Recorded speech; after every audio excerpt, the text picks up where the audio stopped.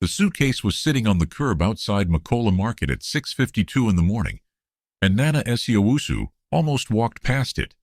She would have walked past it. She had 31 minutes before the first traders arrived at her stall, and she had been walking this same route, from the gate of her compound on Abasi Okai Road to the east entrance of Makola, for 11 years, without stopping for anything she did not intend to pick up. But the suitcase had fallen onto its side, and the zipper at the main compartment had come open by about 8 centimeters, and through that 8 centimeters she could see what was inside. Not clearly, just enough. She stopped. She looked up the street. She looked down the street. She looked at the suitcase.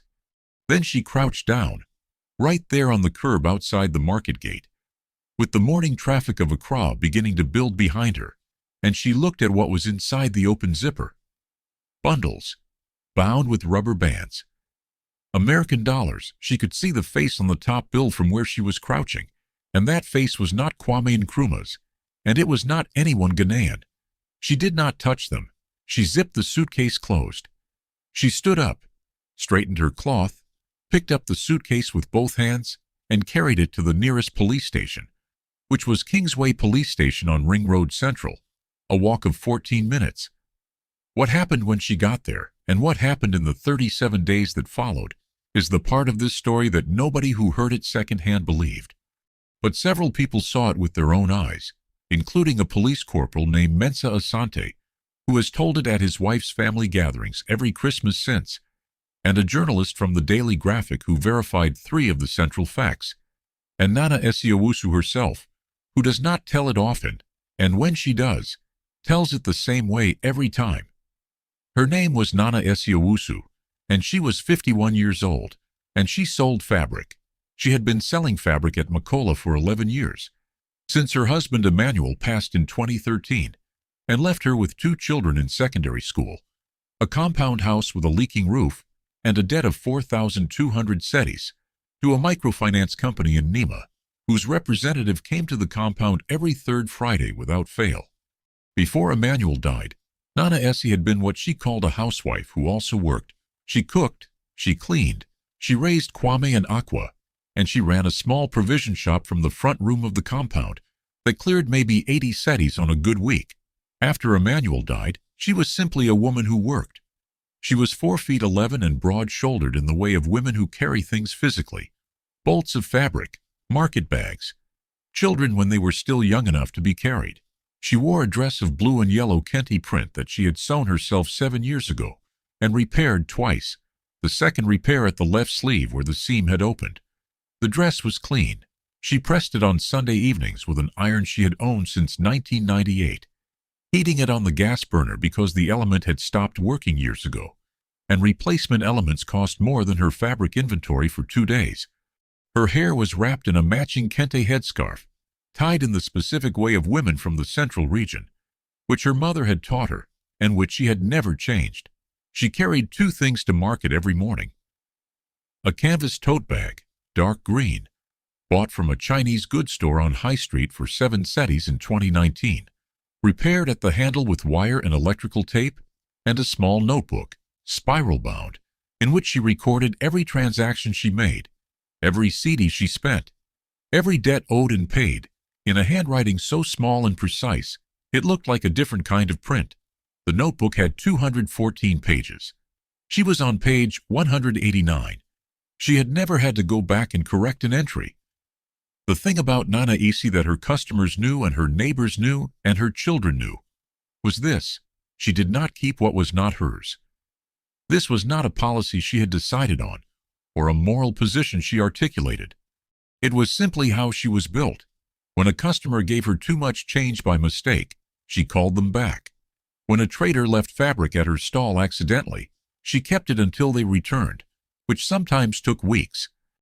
When Aqua, her daughter, was 13 and brought home a mobile phone she said she had found near the school gate, Nana Essie walked her back to the school the following morning and they posted a notice on the gate. The phone was claimed within 2 days by a girl in Form 2 who had been crying for a week. She did not explain this to people who asked. She simply said, "It is not mine." The suitcase weighed approximately 7 kilograms. It was a hard-shell suitcase, dark gray, with a combination lock on the zipper that had not been set, which was why the zipper had come open. There was a luggage tag on the handle. The tag was a paper insert inside a clear plastic sleeve, and on it, in handwriting that was not small and precise but large and rushed, was a name and a phone number with a UK country code, +44. The name was Defia Santi Quarshi. Nana Essie read the name twice. She read the phone number twice. She memorized both before she picked up the suitcase and began walking to Kingsway. The 14 minutes from Macola to Kingsway Police Station on Ring Road Central passed the way long walks pass when you are carrying something that does not belong to you.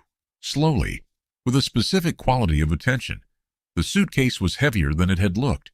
She carried it in both hands, not dragging it. The wheels on hard-shell suitcases are not designed for the broken paving of Ring Road in the morning. Dragging it would have felt, to Nana Essie, like being careless with something that was not hers. She passed the bread sellers who were setting up on the corner of Farrar Avenue, the smell of sweet bread and coal pot smoke coming off them in a warm current.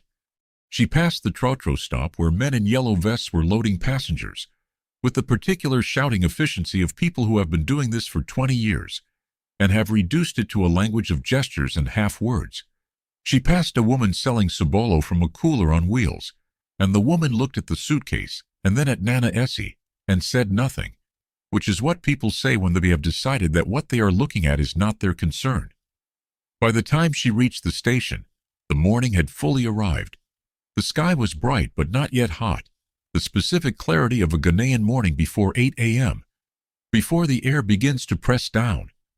She set the suitcase on the floor inside the station entrance and straightened up and pressed one hand briefly to the small of her back, which had a familiar ache from years of reaching across fabric stalls, and she went to the duty desk. At Kingsway Police Station, she told the duty officer, a young corporal whose nameplate said B. Mensa, what she had found and where she had found it, down to the exact location relative to the market gate and the approximate time. She said she had not opened the suitcase, had not counted what was inside, and had not touched the contents. B. Mensa looked at her for a moment in the way that people look at someone when they are deciding whether to believe them. Then he looked at the suitcase. Then he called his sergeant.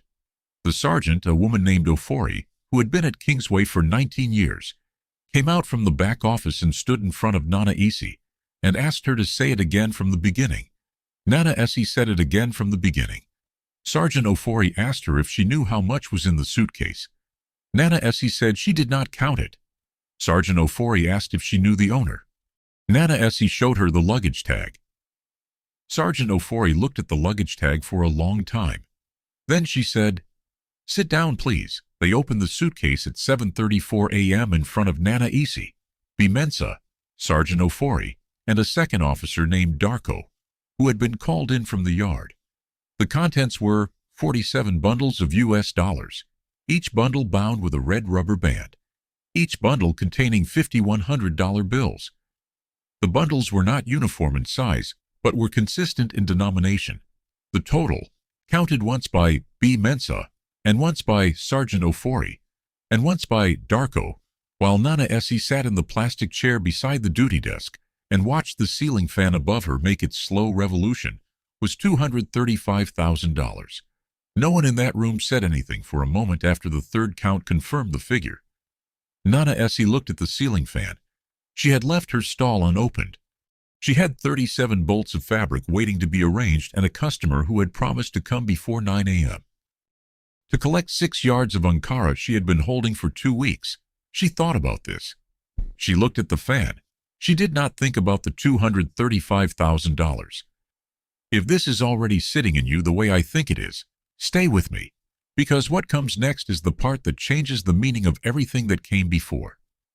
The station tried to reach Defia Santi Quarshi on the number from the luggage tag at 7:51 a.m. The call connected on the second ring. Sergeant Ofori told the person on the line that they had a suitcase in their possession that appeared to belong to someone named Defia Santi Quarshi, and asked if they could confirm they were missing a piece of luggage. There was a pause on the line.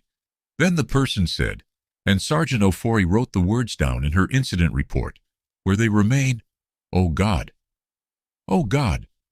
I've been looking everywhere." The person asked where the suitcase had been found. Sergeant Ofori told them. The person asked if the contents were intact. Sergeant Ofori said the contents appeared intact and had been logged and sealed under police supervision. The person on the line was quiet for 3 seconds. Then they said, "Who found it?" Sergeant Ofori looked at Nana Isi in the plastic chair. She said, "A market trader. She brought it in this morning." The person on the line said, "I'm in Accra. I'll come now." Then they waited. The station did not stop because Nana Isi was waiting. It moved around her the way busy places move around a person sitting still, other officers coming in and going out. A man in civilian clothes arguing in a low voice with B. Mensa about something Nana Isi could not hear. 2 women sitting together on a bench near the far wall who had been there when Nana Isi arrived and were still there. Their bodies turned toward each other, speaking occasionally. The ceiling fan completed its revolution approximately once every 4 seconds. She counted for a while. Then she stopped. At 9:15 a.m., B. Mensa came to sit on the edge of the duty desk near her. He did not make a show of it. He said, "You want water?" She said yes, and he brought a plastic cup from the back. He said, "She said she's coming from inside Accra. It could be traffic." He did not say anything else. He went back to his desk. At 10:02 a.m., a different officer, not Darko, someone she had not seen before, came out from the back and said something quietly to Sergeant Ofori. Sergeant Ofori looked at the sealed suitcase on the duty desk. Then she looked at Nana Isi. Then she looked back at the officer and shook her head once. And the officer went back. Nana Isi did not ask what had been said. She thought about her stall.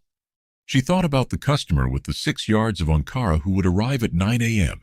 and find the stall closed and perhaps leave, which would mean going back to her 2 weeks later and explaining, which was not something Nana Isi did easily.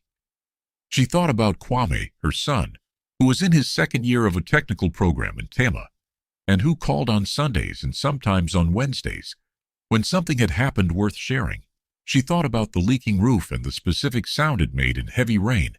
Not a drip, but a pour, hitting the aluminum pan she had positioned under it in 2021 and which was still there, still in position, still useful. She did not think about the $235,000. At 11:06 a.m. Mensa looked up from his desk and said, not to Nana Isi specifically, but in her direction, "She's probably coming from the airport side. Traffic on Liberation is bad in the morning." Nana Isi nodded. At 11:17 a.m., a black Toyota Land Cruiser pulled up outside the station entrance. She was in her mid-40s, taller than average, wearing a white linen top and dark trousers, and she moved through the station door the way people move when they are accustomed to moving through doors quickly. She had the look of someone who had not slept the night before. Not exhaustion exactly, but the specific flatness around the eyes of a person who has been running on adrenaline since approximately 2 a.m. She looked around the station. She saw Nana Isi. She crossed the room in 6 steps and stood in front of her and looked at her for a moment without speaking, and then she said, "You found it." Nana Isi said, "I found it on the curb outside Makola. The zipper was open. I brought it here." Defy Asante Kwarshi looked at her for another moment. Then she said, "I need to tell you something about that money." She told it in the way people tell things they have needed to tell for a long time. Not quickly, not performing, but in the ordered way of someone who has rehearsed this particular sequence in their own head many times. She said the money was not hers. It belonged to 23 people, women mostly, from 3 villages in the Ashanti region, women who had been in a savings cooperative for 7 years, saving in US dollars against the depreciation of the cedi, and who had asked her. She was an accountant, a diaspora woman they trusted because she had grown up in one of those villages before she went to London at 19, to carry the money from London where it had been consolidating in a trust account, and bring it home. She had flown in from Heathrow at 11:55 p.m. the night before. She had collected her luggage from the carousel, had 2 suitcases, had taken a taxi to a hotel near the airport. In the morning, the gray suitcase was not in her room. She had retraced every step twice before she realized she had set it on the curb outside the hotel entrance, while she was getting her key card from her handbag, and the taxi had already gone, and the curb was empty. 23 women, 7 years of savings, the smallest individual contribution in the fund, $4,200, the largest, $18,500, combined, $235,000. Every bundle in that suitcase had a human story compressed inside it. School fees saved instead of spent, food portions reduced, cloth not bought, market days worked through illness, years of small decisions made by women who had no room for large ones. The money was not abstract. It was the physical weight of 23 lives' worth of discipline, handed to Defia Santi Quarshi on faith, and left on a curb on a Tuesday morning because she had been tired from a long flight and had one hand in her bag looking for a key card. Nana Essie looked at Defia Santi Quarshi. She said, "I read your name on the tag. I memorized the number." Defia said, "Why did you memorize it?" Nana Essie said, "In case I lost the tag." Defia looked at her for a long time. Something moved across her face that started in her eyes and traveled downward. She pressed her lips together once. She said, "I have to ask you something, and I need you to know that whatever you answer, I will believe you." She stopped. "Did you know what was in the suitcase when you picked it up?" Nana Essie said, "I could see through the zipper that there were bundles of paper money, American dollars." Defia said, "And you still walked 14 minutes to the police station." Nana Essie said, "It was not mine." Defia stood in the middle of Kingsway Police Station with the gray suitcase sealed on the duty desk beside her, and the ceiling fan making its revolution above them both, and she put her hands flat on the desk, and she did not say anything for 11 seconds. B. Mensa, who was watching, counted them later when he described the scene. 11 seconds. Then Defia Santi Quarshi straightened up and looked at Sergeant Ofori and said, "I need a few minutes with this woman privately." Sergeant Ofori looked at Nana Essie. Nana Essie looked at Sergeant Ofori. Sergeant Ofori nodded once and told B. Mensa and Darko to take a break. The two women sat in the plastic chairs beside the duty desk, the sealed suitcase between them on the desk's surface, the fan overhead, the sounds of Ring Road Central coming through the louvered windows, trotro horns and a market call, and the low constant sound of a city in motion. Defia said, "Those 23 women, I know each of them. I have known most of them since I was a child. The oldest one, Auntie Abina, was the first woman in her village to own land in her own name. She saved for 9 years before she joined this fund. Her contribution is $11,800. She is 73 years old." She stopped. "If this money had not come back, it would have been my fault. I put it in a suitcase. I set the suitcase on a curb. And it would have been my fault." Nana Essie said, "But it came back." Defia said, "Because of you." Nana Essie said, "It came back because it was not mine to keep." Defia looked at her hands. She looked at the fan.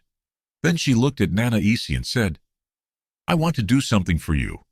Not for what you did. I am not going to insult you by making this a transaction. I want to do something because I have 23 women who will sleep tonight, who would not have slept, and I know exactly why they will sleep, and I want you to know what it means." Nana Essie said, "You don't have to do anything." Defia said, "I know I don't." She said, "Tell me about your stall."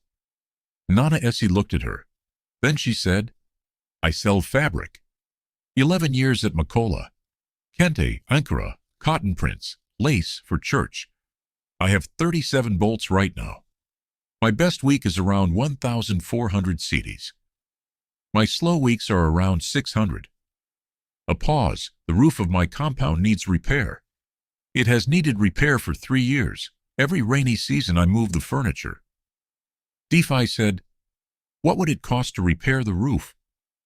Nana Essie said she had gotten one estimate from a man her neighbor had recommended, and the estimate was 9,500 cedis. Defia said, "What would it cost to double your stock?" Nana Essie said she had thought about this more than once.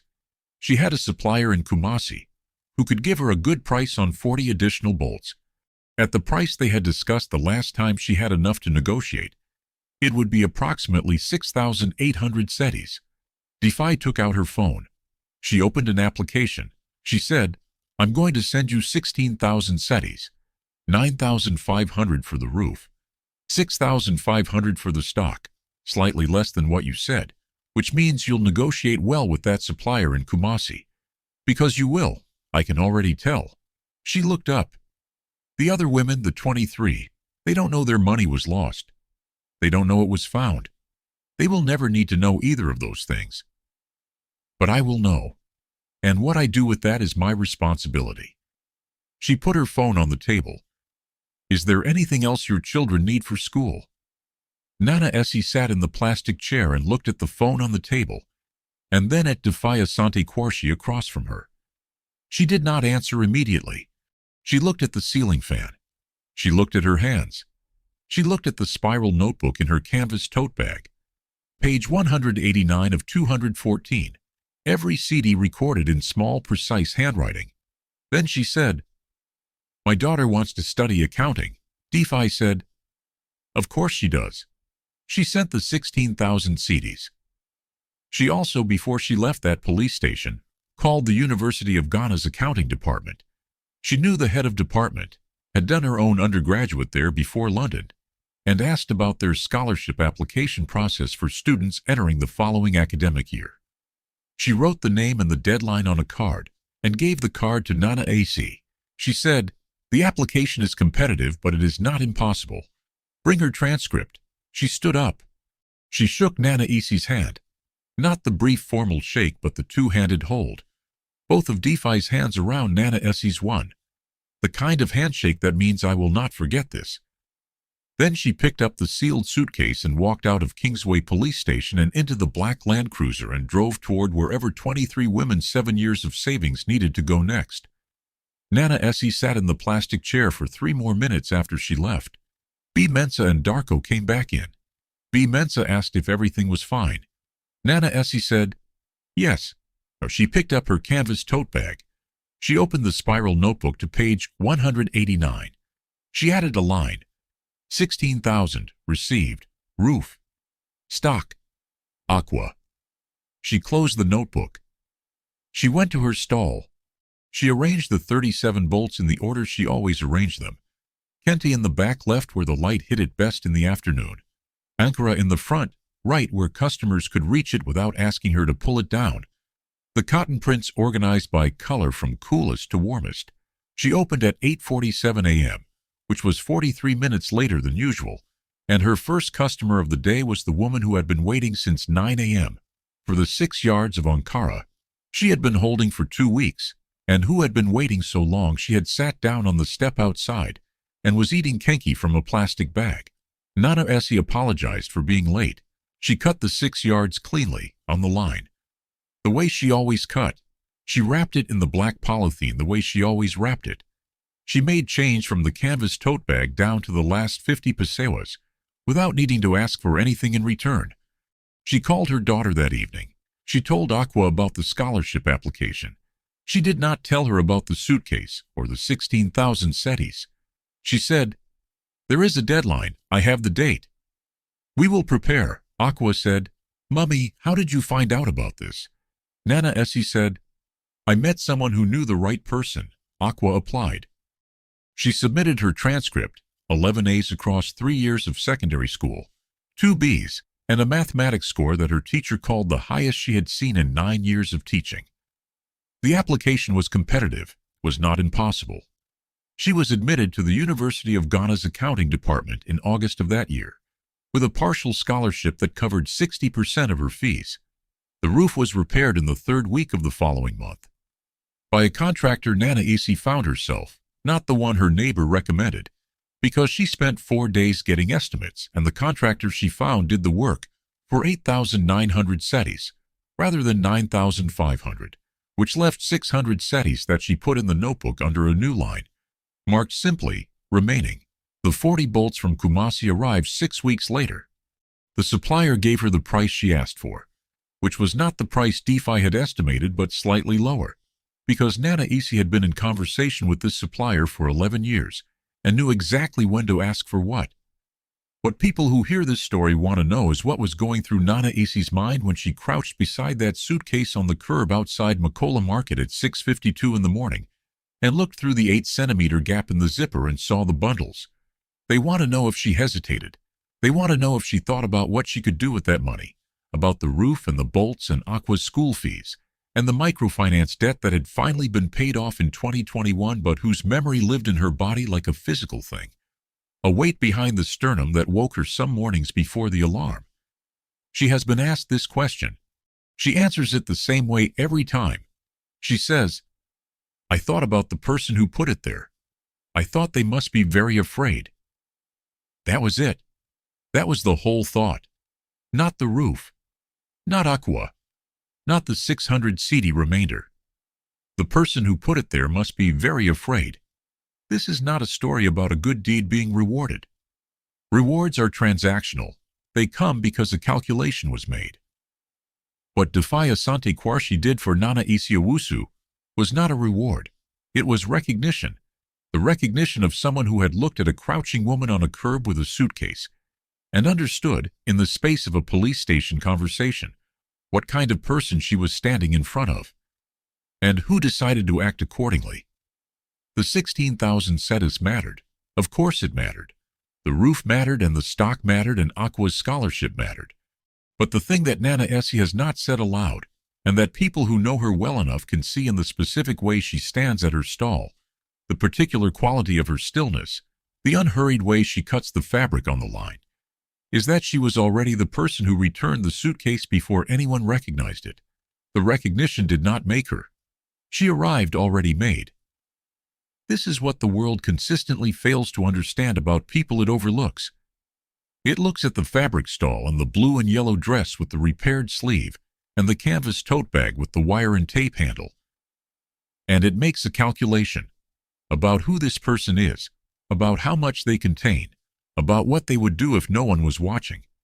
The calculation is wrong every time, not because these people are secretly rich or secretly powerful, but because the world has confused circumstance with character. What Nana Acey Owusu has is not circumstance, it is character. And character does not live in the bank balance, lives in the notebook, page 189 of 214. Every cedi recorded, the handwriting so small and precise, it looks like a different kind of print. You can take someone's money, you can take their roof and their stock and their years. You cannot take the instinct that makes them, at 6:52 in the morning with the traffic building behind them, look at what is not theirs and keep walking. Or in this case, stop. Crouch down. Read the name. Memorize the number. Pick it up with both hands and walk 14 minutes to return it. Subscribe for more stories about hidden strength, quiet power, and the people the world overlooks until they change everything. Before you go, one question I want you to sit with. If you were alone on that curb, and no one was watching, and the zipper was open, would the first thought in your mind be what you could do with the money, or who must be afraid? Leave your answer in the comments. I genuinely want to read it. I'll see you in the next one.